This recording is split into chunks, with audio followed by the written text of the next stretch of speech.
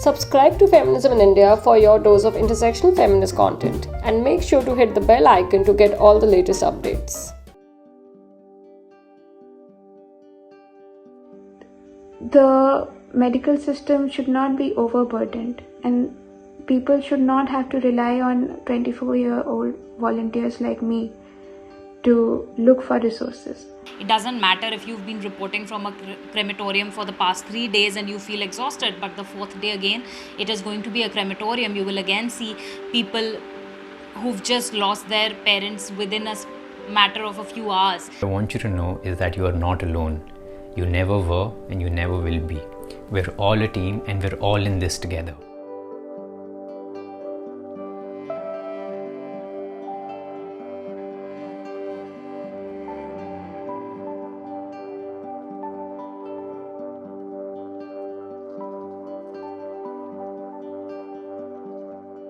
Had it just been me, I wouldn't have cared so much, because what's the worst thing that can happen to me?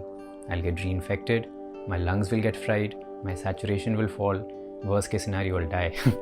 Well, the first time that we do COVID duty, which was last year, the first day you leave your house, you make peace with the fact that this might just be your last day, or whether you'll even get to come back home, because you don't know when you're on duty, there might be a breach in your PP, you can't help it, you can't detect it, you get infected. So I've mainly been a health reporter. I've been covering both private hospitals as well as government hospitals.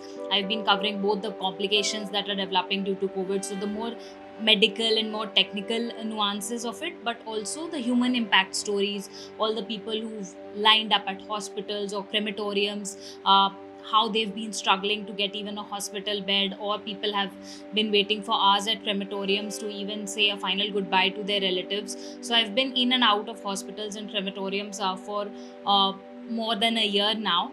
I was volunteering independently when the second wave started, and I started looking for resources and posting it on my social media platforms. I also started responding to SOS messages and look for resources which are needed at the time. I co-founded Queer Listening Circle to strengthen capacities for listening amongst the queer community in 2019. And when the pandemic began in 2020, we offered pro bono counseling services to queer individuals in distress.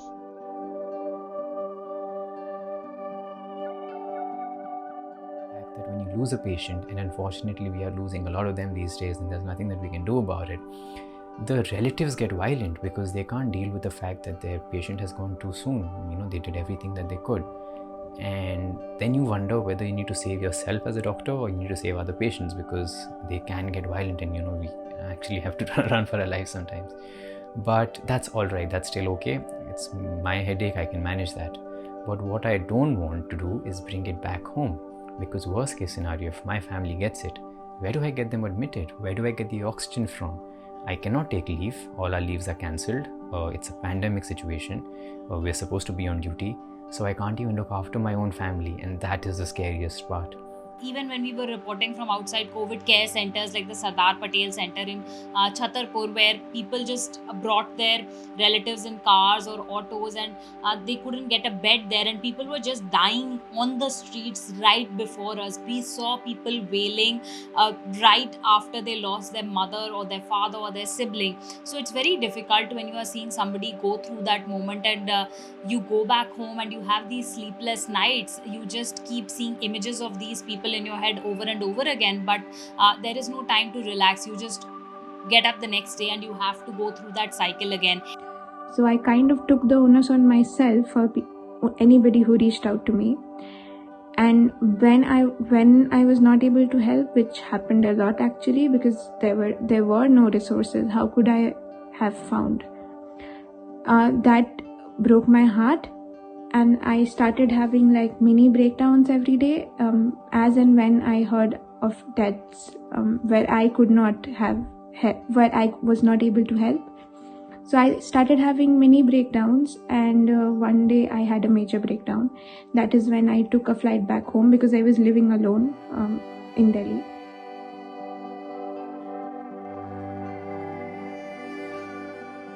A mental health crisis is looming in India.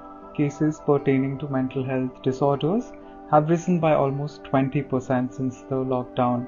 There is a lack of infrastructure as well as working health professionals to cater to that gap. A majority of the mental health professionals are not even recognized by the law. Job benefits such as paid leaves, pensions, pay increments are not even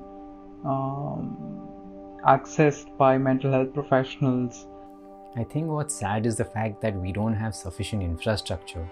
I mean, all our education, all our knowledge, all our training, we've been taught to save a life. Everything boils down to that. But we can't do it if there are no beds, there's no oxygen, remedy is not there, TOSI is not there. What do I do? And you feel so worthless, you feel so helpless because you just know one thing in life. As doctors, we don't know much, we don't have many other skills. I just know how to save lives. What I realized that information pertaining to cities like Delhi, Bombay, or any metropolitan cities were still talked about. But the SOS messages coming from Bihar and Jharkhand were actually a lot. But there was no information about the resources. And the second systemic issue is obviously the digital divide. So my mother is a doctor, and I also know other other medical health workers, and I try to talk to them and tell them about what is going on Twitter, and they didn't know what Twitter is, and even though they have a phone, they have internet, but they didn't know. It's not openly talked about. You can't apply for a leave because you feel that your mental health is not okay. At least that will not be your absolutely evident reason while applying for a leave. Like, you may have to come up with some other excuse, but that's not really something that is part of the structure of giving employees a break. And also, even within the organization, there may be doctors that the organization has tied up with, but how often are therapists also a regular part of an organization?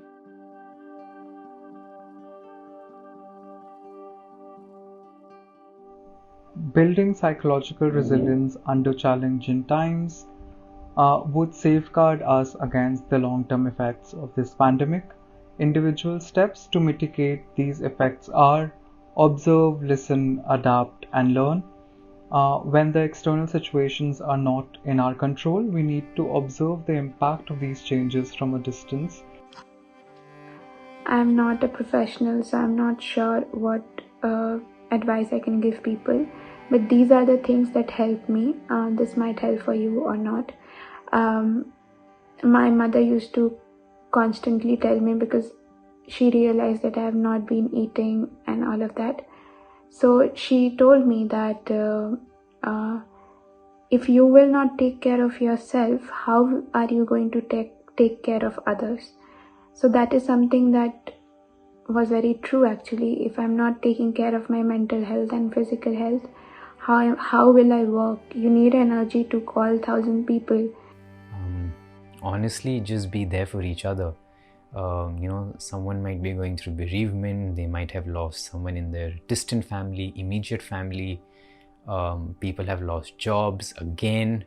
People don't have money to pay their own rents. It's bad. There's a huge monetary crunch, and on top of that, the health crisis is there. So if just everyone supports each other, is there for each other,